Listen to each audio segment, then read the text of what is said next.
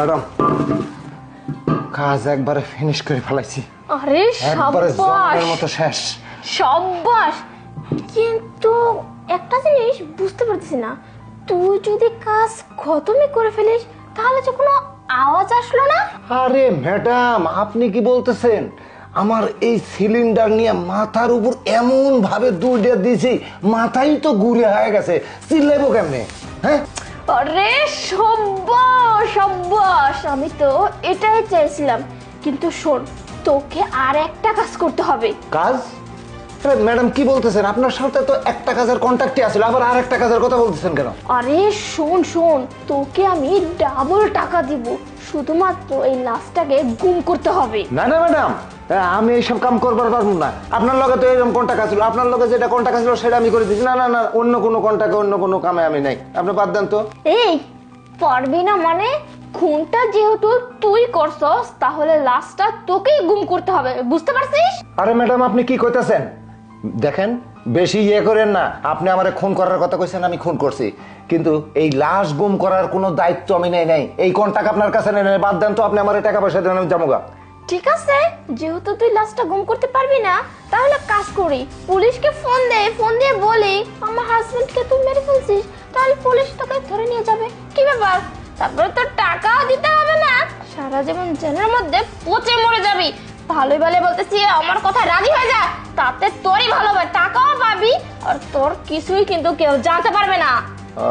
বুঝছি, মানে আমার নতুন চাইলে ফাঁসাই দিতেছেন না? আচ্ছা ঠিক আছে, সমস্যা নাই।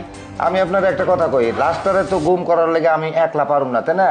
তাহলে আর একটা লোকের ব্যবস্থা করার লাগে। তাহলে সেই লোকটারে আমি ডাক দেই। স্যার, স্যার আসেন, লাশটা গুম করতে হইব। হ্যাঁ, কি কি কি কি ঠিকই কইছ। কি কি কি কি কি কি ব্যাপার বুবু? তুই ওকে মারিস নি? মারছি তো, মারছি তো, মারছি ম্যাডাম। আমার মনে হচ্ছে ভূত, ভূত ভূত হইব ওইটা। মাম্মা থাপ্পড় লাগছে? ব্যথাও লাগতেছে? না, তুমি বেঁচে আছো? তাহলে আমি বেঁচে আছি। বেঈমান নেমো খারাম কোথাকার, তুই কি নিজেরে নেমো খারাম মনে করিস? তুই একটা বিশ্ব নেমো খারাম বেঈমান। আমি এতদিন প্লেটে প্লেটে দুধ আর কলা খাইয়ে খাইয়ে একটা কাল সাপ ডাইনি পুষছি। তুই কি মনে করছিস? হ্যাঁ, তুই যতটা নেমো খারাম বেঈমান, এই জাকিরও কি ততটা বড় নেমো খারাম বেঈমান? না না না না, ও আমার নুন খাইছে, ওকে আমি রাস্তা থেকে কুড়াই আনছি। কি বল বল। আরে ম্যাডাম, আপনি তো মনে করছেন যে আমারে দিয়ে আপনার কাম খতম করছেন আর হয়ে গেছে। আপনি কি জানেন, এই যে স্যার, এই স্যার রাস্তা থেকে আমারে কুড়াই নিয়ে এসে নিজের ভাইয়ের জায়গা দিছে। জায়গা দেওয়ার পরে সমস্ত কিছু অভাব পূরণ করে এই ভাই।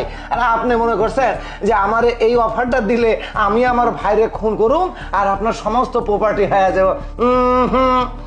এইরকম বেঈমানি আমি আমার ভাইয়ের লগে করবার পারবো না ম্যাডাম, বুঝছেন?